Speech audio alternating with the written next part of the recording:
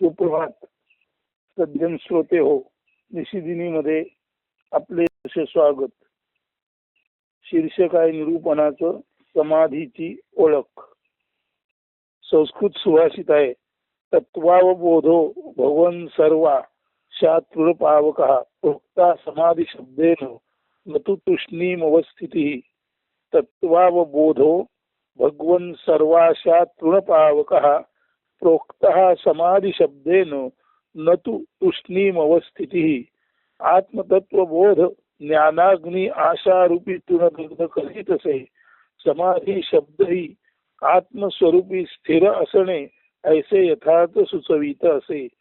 आत्मतत्वबोध रूपी ज्ञानाग्नि आशारूपी तृण म्हणजे गवताला जाळून नष्ट करतो. समाधी शब्द सुद्धा आत्मस्वरूपात स्थिर असणे असे यथार्थ सुचवित असतो. समाधी याचा अर्थ नुसता बसून राहणे नव्हे असा त्याचा सांगायचा मुद्दा आहे. त्या परत एकदा संस्कृत ऐका, मराठी ऐका आणि नंतर स्पष्टीकरण करू. तत्वावबोधो भगवन सर्वाशा तृणपावकः प्रोक्ता समाधी शब्देन न तु तुष्णीम अवस्थितिः. आत्मतत्वबोध ज्ञानाग्नि आशारूपी तृणदग्ध करीत असे. समाधी शब्द ही आत्मस्वरूपी स्थिर असणे ऐसे यथार्थ सुचवित असे. आता गद्य अर्थ विस्ताराने पहा. आत्मतत्वाचा बोध हा सर्व आशारूपी तृणाला, आत्मतत्वाचा बोध हा सर्व आशा वासनारूपी तृणाला म्हणजे आशा वासना या गवतासारख्या क्षुद्र आहेत अशा अर्थी त्याला तृण किंवा गवत म्हटलेला आहे. आत्मतत्वाचा बोध हा सर्व आत्मतत्वाचा बोध हा सर्व आशा किंवा वासनारूपी तृणाला आपल्या ज्ञानाग्नीत दग्ध करून टाकतो. समाधी याचा अर्थ नुसते स्वस्थ बसणे असा नसून आपल्या स्व म्हणजे आत्मरूप बैठकीवर समत्वाच्या अधीन होऊन भेदाभेद रहित भावाने केवळ असणेपणी मी माझे भावाच्या पलीकडे जाऊन अवलोकन करणे असा अर्थ आहे. अवलोक याचा अर्थ प्रकाश, उजेड किंवा निरामय, निरंजन तथा पवित्र असा आहे. या अर्थाने पवित्र निरामय दृष्टीने पाहणे म्हणजे अवलोकन करणे किंवा विशुद्ध ज्ञान दृष्टीने पाहणे हे आता स्पष्ट झाले. आता अशी ज्ञानदृष्टी केव्हा कशी साधकाला प्राप्त होऊ शकते? जेव्हा साधक मी किंवा स्व याची पडताळणी करू लागतो तेव्हा साधकाला पूर्व मान्यता, समजुती, ग्रह, विग्रह, पूर्वग्रह, परिग्रह म्हणजे साठवणूक सारे टाकावे लागते. याचे कारण असे की त्याने ते सारे त्याच्या मनरूपी भांड्यात साठवून असलेले यापूर्वी कधीच तपासून पाहिलेले नसते. तपासणीशिवाय भांड्यात, पात्रात केवळ उपलब्ध आहे किंवा झाले म्हणून साठवले गेले तर पुढे मागे जीवाला ते त्रासदायक होऊन अत्यंत पीडा देणारेच ठरते. त्याचे नेहमीचे सोपे मात्र अत्यंत महत्वाचे लक्षवेधी उदाहरण म्हणजे सर्वसाधारण कोणी माणूस अमक्या तमक्या वर्णाचा, जातीचा, प्रांत, राज्य, कुल, गोत्र, देश इत्यादीचा असतो. हे आपण नेहमीच्या व्यवहारात पाहतो. या अशा असण्यातून अनेकानेक लोकरीती, सामाजिक मान्यता, समजुती यापैकी बऱ्याचशा गैरसमजुतीत असतात. आपण आपल्या नकळत स्वीकारलेल्या असतात. पुढे वाढत्या वयात ही समजुतींची कवाडे, तुरुंग, बंदिशाला आपल्याला न्याला त्या प्रकारे असह्य होतात. मग हताशेने जग हे बंदिशाला असे रडकेसूर माणूस आळवू लागतो व बहुशा माणसे किंवा बहुतांशी माणसे या अशा निराशेच्या समज संस्कृतीच्या भेड्यानाच पवित्र धर्म मानून कसे तरी मरेपर्यंत आतून रडत कुंठत मात्र बाहेरून सुखीपणाचा आविर्भाव किंवा नाटक वटवत जगतात. खरं तर त्यांचे जगणे व मरणे दोन्हीही निरर्थकच असते.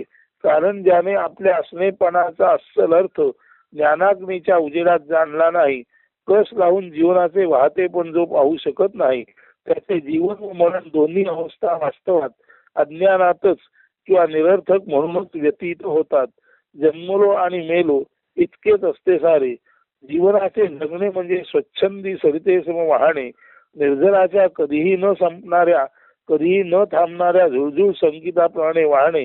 हे ज्याला उमगले नाही तो जन्मला जगला संपला म्हणजे काय, केवळ एक नैसर्गिक उपचारच ना. परमहंस स्वामी स्वरूपानंद म्हणतात, धाविते ज्ञान भानुते अज्ञानतम नाशिते सुख शाश्वत जी देते ती विद्या मिळू इथे. या विद्येला स्व अवलोकन विद्या म्हणजे आत्मविद्या म्हणतात. तिच्या प्राप्तीने ज्ञान भानू म्हणजे आत्मज्ञान दाता, आत्मज्ञान देणारा सूर्य हृदयात प्रकाशतो आणि अज्ञान रूपी अंधकाराचा संपूर्ण नाश होऊन अन्यथा क्षणभंगूर असणाऱ्या जीवनाची शाश्वत ज्ञानानंद प्राप्त होऊन जीवन सुफल संपूर्ण होते. मग त्यासाठी साधकाने नेमके काय करावे ते आपण क्रमशः पाहू. एक, साधकाने आपले सर्व अवधान आपल्या जी प्राणशक्ती नैसर्गिकरित्या पूरक रेचक आंतरकुंभक बहिर्कुंभक पद्धतीने ये जा करीत आहे तिच्याकडे मनाच्या अविचलतेने पाहण्याचा दीर्घ प्रदीर्घ सराव करावा. असे अविचल मनाने प्राणावलोकन करता करता मनाच्या लक्षात येते की हा जो प्राण आहे त्याचं येणं जाणं अत्यंत निरपेक्ष पद्धतीने जीवाच्या आत चालू आहे. तेव्हा या प्राणाच्या निरपेक्ष येण्या जाणाऱ्या स्थितीकडे अविचल मनाने लक्ष दिलं तर मन सुद्धा शांत निवांत सुस्थिर होतं आणि मन सुद्धा स्वाभाविकरित्या सर्व इच्छातून मोकळं व्हायला किंवा निरपेक्ष व्हायला मनाला मदत होते. 3, मन जितके शांत निवांत सुस्थिरतेने प्राणावलोकन करते तितक्या प्रमाणात श्वास उच्छ्वास यातील अंतर म्हणजे 2 प्राणातील अंतर वाढत जाते व अर्थात अंतरकुंभक व बहिर्कुंभक यातील अंतर वाढते. 4, प्राणगती जितकी शांत निवांत तितकी जीवाला जगण्यासाठी उपलब्ध असलेली प्राणशक्ती ही निवांत म्हणजे शांत परमशांत होऊन तिची जीवनातील उपलब्धता अधिक परिणामकारक होते. ज्या कारणाने हृदयाचे संतुलन, प्राणांचे संतुलन, मनाचे संतुलन व पर्यायाने एकंदरीतच दीर्घ जीवन प्राप्ती किंवा आयुष्य साधकाला प्राप्त होऊ शकते. 5, पहिले 4 मुद्दे शरीर स्तराचे आहेत. मुद्दा क्रमांक 5 पासून जर पाहिले तर पहिले 4 टप्पे नीट पार पाडता आले तर म्हणजे शरीर स्तरावरचे 4 टप्पे नीट साधकाला पार पाडता आले तर आता साधकाच्या मनोवस्थेत बदल होतो. 5व्या टप्प्यामध्ये साधकाची मनोवस्था बदलते. ते कसं ते पहा. 6, मन शांत निवांत झाल्याने पूर्वी ते अनेकानेक इच्छा वासना समजुती संस्कार यात गुंतून आपली चेतना ऊर्जा वाया घालवत होते. आता त्याच्या वर्तनात बदल होताना ते स्वतःच स्वतःशी अनुभवू लागते. आता मनाला दिसतं की त्याचं वर्तन बदलतंय म्हणजे मनच आपल्या वर्तनात बदल होत आहे. हा बदल मन स्वतःशीच स्वतः अनुभवतं आणि आता मनाची ती अनुभव घेण्याची उत्सुकता वाढते. 7, आता मन आपली शांत अवस्था न सोडता अनेकानेक पूर्वबंधनातून आपली शक्ती चेतना मुक्त होऊन अधिकाधिक आनंदित होते. हा आनंद नेमका का व कशाचा हे मन आपणच आपल्याशी औत्सुक्याने समजून घेऊ लागते. 8, त्याच्या लक्षात येते की अनेकानेक पूर्व समजुतीतून बाहेर पडल्याने ज्या अर्थी त्याच्या आनंदात वाढ झाली त्या अर्थी त्याच्या दुःखाचे कारण आपण आपल्या मनरूपी भांड्यात जे द्रव्य किंवा सबस्टन्स पूर्वापार साठवले होते ते कधीच तपासून न पाहता त्याचे ओझे घेऊन व त्याला खरे मानून जीवन जगत असल्याने हा सारा घोटाळा होत होता. 9, संपले. ताबडतोब संस्कृतीच्या बेड्या तुटल्या. जीवाची मूळ शक्ती म्हणजे ब्रह्मचेतना ज्ञानशक्तीत रूपांतर होऊन तिने स्वरूप जाणले. स्वरूप म्हणजे जीवांतर्गत वावरणारी मात्र जीव नष्ट झाला तरीही स्वतः कधीच नष्ट न होणारी ब्रह्मचेतना जी स्वयंसिद्धतेने जन्म मरणातीतच असते. 10, हीच ती ससंवेद्य शक्ती किंवा ब्रह्मचेतना रूपी शक्ती ज्याला आपण ज्ञानभानूही म्हणू शकतो. अशा या शक्तीच्या किंवा अशा या ज्ञानभानूच्या उदय होण्याने जागरणाने माणूस स्वतःला केवळ ब्रह्मचेतनेचा निर्झर म्हणूनच जाणतो आणि अन्यथा सारे दृश्य जगत स्वतः सहित अतिरिक्त किंवा प्रतिबिंबात्मक दिसणारे परंतु वास्तवात असत्य म्हणून ओळखतो. 11, अशी आपल्या स्वरूपाची ओळख होणे यालाच समाधी म्हणतात. समत्वाधीन असणे म्हणजे समाधी. तर असं जेव्हा मन समत्वाधीन असतं समाधीत असतं तेव्हा मन त्याच्या मूळ आत्मरूपाला, ससंवेद्य शक्तीला, ब्रह्मचेतनेला प्राप्त झालेलं असतं. आणि असं ज्याचं मन ब्रह्मचेतनेला जाणतं ते मन ब्रह्मचेतना म्हणूनच आत्मा म्हणून नेहमी कार्य करत असतं. आणि जोवर हे मन शरीरात कार्य करत आहे आत्मा म्हणून, तोपर्यंत अशा ज्ञानी माणसाचं संपूर्ण जीवन आत्मानंदात मशगूल असतं. त्याचं जीवन ससंवेद्यतेमध्ये मशगूल असतं. आणि अन्यथा जसं आपण पाहिलं, व्यावहारिक सत्ता आणि प्रातिभिक सत्ता या पूर्णतः असत्य आहेत. व्यावहारिक सत्ता ही तर समजुतीचेच घोटाळे आहेत. आणि प्रातिभिक सत्ता जी आहे त्याचा अर्थ एवढाच आहे, जगातील सर्वच्या सर्व दृश्य अगदी बोलणाऱ्यापासून ऐकणाऱ्यापर्यंत सर्वांपर्यंत ही केवळ आणि केवळ आरशात दिसणारी प्रतिबिंबासारखी आहेत. आता याचं स्पष्टीकरण करायचं झालं तर फार सोपं आहे. जेव्हा आपण एकमेकांसमोर उभे असतो तेव्हा आपण एकमेकांना पाहतो. पण आपण एकमेकांना पाहतो म्हणजे काय? समोरच्याची प्रतिमा आपल्या डोळ्याच्या पडद्यावर उमटते आणि आपली प्रतिमा समोरच्याच्या डोळ्याच्या पडद्यावर उमटते. म्हणजे तसंही आपण एकमेकांना कधीच पाहू शकत नाही. खरे तर प्रतिमाच प्रतिमाना पाहतात. म्हणून जे मूळ आत्मतत्व आहे, परमात्म तत्व आहे, ते असं ना तसं पूर्णतः अज्ञेय आहे. म्हणजे आत्मतत्व हा ज्ञानाचा विषय नाही. परंतु आत्मतत्व हा ज्ञानाचा विषय नाही हे जाणता जाणताच जे दिसतं ते खोटं आहे ते आत्मतत्वाद्वारेच जाणता येतं.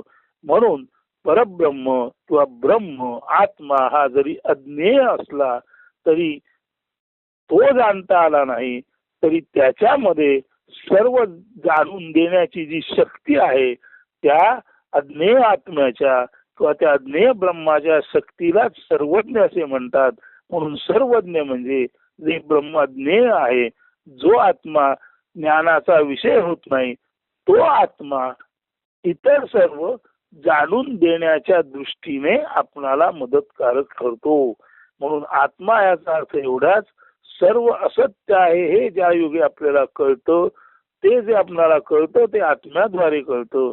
आणि सर्व असत्य आहे त्याच्यापासून जेव्हा आपण पूर्ण साक्षीत्वात तटस्थ असतो, अलिप्त असतो, तेव्हा अशाच माणसाला चालतं बोलतं ब्रह्म किंवा आत्मा म्हणतात. म्हणून जेव्हा काही लोक आम्हाला सांगतात की आम्ही ध्यानामध्ये बोलत नाही, अमुक करत नाही, तमुक करत नाही, तेव्हा त्या बापुऱ्यांना हे लक्षात येत नाही, त्याद्वारे ध्यानामध्ये तुम्ही बोलतच नसता, पण तू ध्यानामध्ये जेव्हा तुमचं मन परमशांत होतं तेव्हा त्या परमशांत मनाला आतील ज्ञान भानू म्हणजे आत्मज्ञान रूपी सूर्याचा प्रकाश पुरवला जातो. आणि त्या आत्मज्ञान रूपी सूर्याच्या प्रकाशात आपण ज्या ज्या गोष्टी बाळगल्या त्या सर्व खोट्या आहेत. आणि समजुतीची कवाडे मोडून, संस्कृतीची कवाडे मोडून आपणाला तिथे अचानक जो उत्स्फूर्त आनंदाचा लाभ होतो, ती गोष्ट जरी आपण ध्यानात बोलत नसलो तरी आत्मा आपल्याला आतून जाणवून देत असतो. म्हणून ध्यानात बोलत नाही हे जितकं खरं आहे तितकंच हेही खरं आहे की ध्यानात प्रत्यक्ष अज्ञेयच आपणाला अनेक गोष्टीचं मार्गदर्शन करतो. यालाच कोणी म्हणतात देव बोलतो, यालाच कोणी म्हणतात ट्रूथ स्पीक्स थ्रू यू. जेव्हा ट्रूथ स्पीक्स थ्रू यू म्हणतात तेव्हा ते ज्याच्यातून बोलतो तो जरी बोलत नसला तरी सुद्धा त्याला न बोलता शांत बसल्यामुळे त्या संपूर्ण असत्याचा बोध त्याच्या आतील आत्मशक्तीद्वारे होतो. आणि तेव्हा कळत न कळत सर्व खाणाखुणा समजून घेताना तो एकही शब्द न बोलता त्याच्या मनामध्ये ज्या ज्या शंका निर्माण होतात त्या शंका पूर्णपणे निरुत्तर ती ब्रह्मचेतना अदरवाईज अज्ञेय असलेले ते ब्रह्म करतं. ब्रह्म किंवा आत्मा अज्ञेय जरूर आहे, परंतु ज्ञेय गोष्टी सर्व खोट्या आहेत हे सांगण्यासाठी त्याच अज्ञेय ब्रह्माची आपल्याला मदत होते. आणि त्यालाच ससंवेद्य आत्मरूप असं ज्ञानेश्वरांनी म्हटलेलं आहे. आपल्याला हे जर कळलं असेल, थोडं ध्यानात आलं असेल, थोडं अधिक चिंतन कराल तर निश्चितच या संपूर्ण छोटेखानी निरूपणामध्ये आपणाला रोमांचित करण्याची शक्ती आहे. जी शक्ती त्या ससंवेद्य आत्मशक्तीचीच आहे, जी शक्ती त्या अन्यथा अज्ञेय असलेल्या ब्रह्माची किंवा आत्म्याचीच आहे. तेव्हा ब्रह्म किंवा आत्मा अज्ञेय असला तरी सुद्धा जो जाणता येत नाही तोच आपल्याला हे जाणवून देतो की तुम्ही बाबा हे जे जाणता ते सर्व खोटं आहे.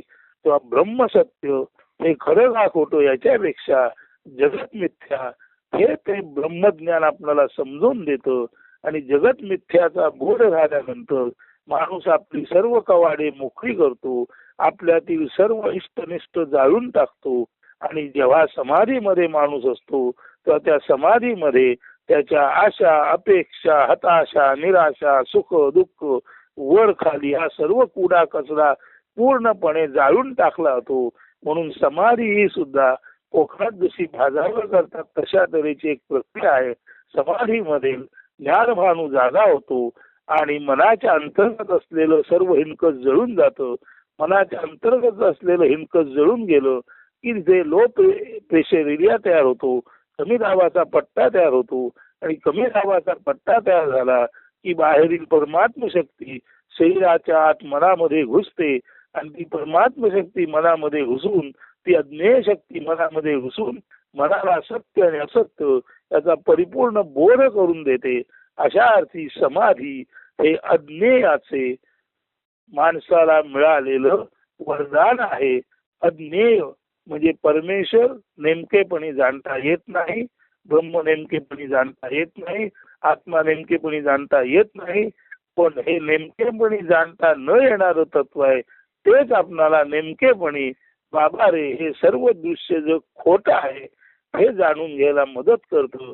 आणि त्या मदतीमुळे आपणाला आपल्या चुकीच्या समजुतीतून, संस्कारातून, लोकरीती किंवा ज्याला म्हणतो लोकेशना, देहेशना, वित्तेशना या सर्व सर्व मान्यतातून आपणाला जेव्हा मुक्ती मिळते तेव्हाच खऱ्या अर्थाने फ्री बर्ड म्हणून, एक मुक्त पक्षी म्हणून आपण आकाशामध्ये गरुडासारखे उड्डयन करू शकतो. आणि असं उड्डयन म्हणजेच मनाचं उन्मन होणं.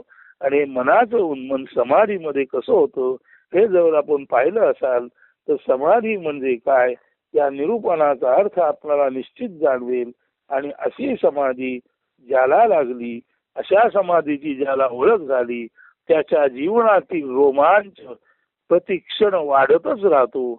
त्याचा सुखाला अंतच नसतो, त्याच्या सुखाचा अंतच नसतो. फक्त तो त्याचं देह विसर्जन होतं, पण त्याचं अंतहीन सुख, त्याचं अंतहीन ज्ञान, त्याचं अंतहीन आत्मज्ञान तसंच्या तसं पुढे इतरांमध्ये उत्क्रांती होऊ शकतो. अशा अर्थाने समाधीची ओळख जाणून घ्या आणि समाधीतील तो रोमांच आपणाला अनुभवता आला तर जरूर अनुभवा असं सांगून आजचं निरूपण येथेच थांबवतो. धन्यवाद. अस्तु. सुदिन सुप्रभात.